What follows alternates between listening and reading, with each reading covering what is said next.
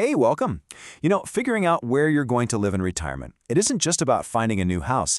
It's really about designing the next exciting chapter of your life. So today, we're not going to look at this as some big challenge, but as a fantastic opportunity to plan for with some real confidence. And that's a huge question, right? It's so personal. Your home is way more than just bricks and mortar. It's the backdrop to your whole life story.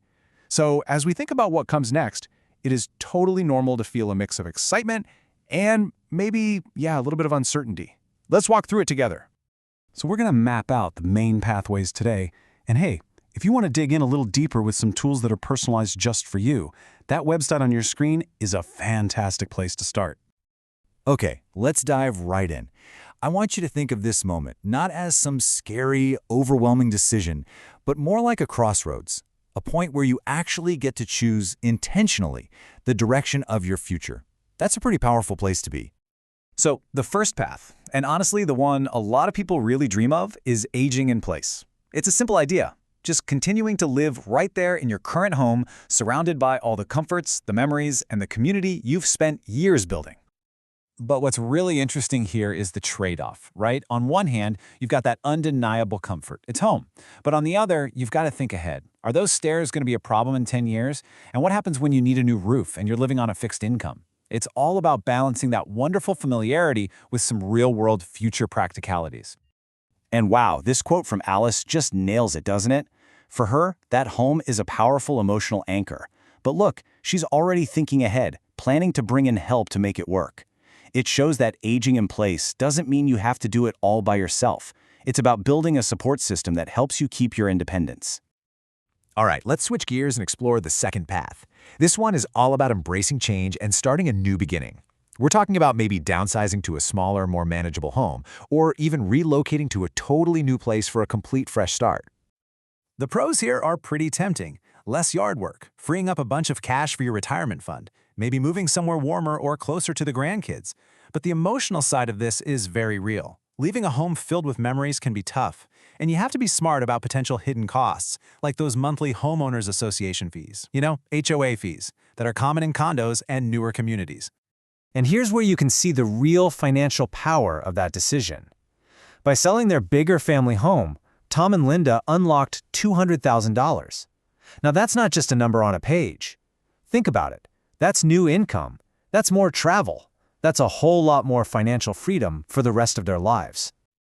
I love this quote because it really gets to the heart of the lifestyle upgrade. See, it wasn't just about the money for them.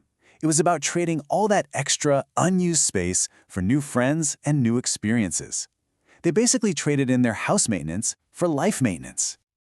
So we've talked about moving as a way to unlock your home's value. But what if you want to stay put and tap into that equity? Well, let's look at a couple of financial tools that can actually make that happen. Now that's the big question, isn't it? And it's a question that leads a lot of people to explore options they might not have thought about before. I mean, for most of us, our home is our single biggest asset. So it just makes sense to ask how it can start working for you right where you are.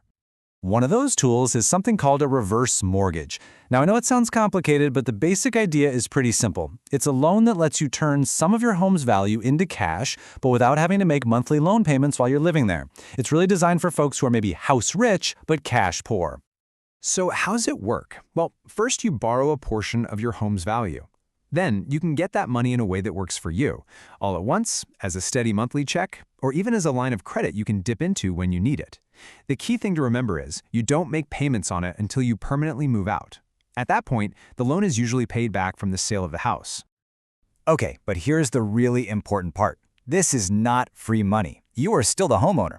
That means you're responsible for property taxes, for insurance, for all the upkeep, and since interest gets added to the loan over time, the amount you owe does grow. It can be a great strategic tool, but it's really best for people who are pretty sure they want to stay in their home for many, many years to come. Okay, we have talked a lot about the how. Let's get back to what really matters, the why. Because your housing choice, it isn't just a financial equation. It is the foundation for your ideal retirement lifestyle. And look, the possibilities here are genuinely exciting. Maybe you want to be a snowbird chasing the sun all year round. Or maybe you're an urban downsizer, ready to trade in your lawnmower for a theater subscription. You could move closer to the kids for that amazing family support network, or even go on a big adventure and live abroad. Every single path has its own mix of pros and cons, and the right one is totally up to you. And you can really see here how dramatic the financial impact of relocating can be. I mean, moving from a high-tax state like New York to a state with no income tax like Florida, that can make your savings stretch so much further. And that's not just numbers on a chart. That's more freedom in your budget and a lot less financial stress. So, to figure out what's best for you, you've got to start by asking yourself some of these questions. And be honest with yourself. Think about your future health, your social life, and at the end of the day, what really, truly brings you joy. This isn't just about planning. It's about a little self-discovery. As we wrap things up here, I want to leave you with one final thought. After all this talk about houses and moving and equity, the goal, it really isn't about finding the perfect building. It's about building your perfect retirement. Your home? It's just the stage where you're going to live out this next incredible act of your life. And it should be there to support your dreams, not hold you back from them. Look, everyone's retirement journey is different, and that's exactly what makes it so special. For more tools to help you get started on your own unique roadmap, that website on your screen is ready whenever you are. Thanks so much for watching.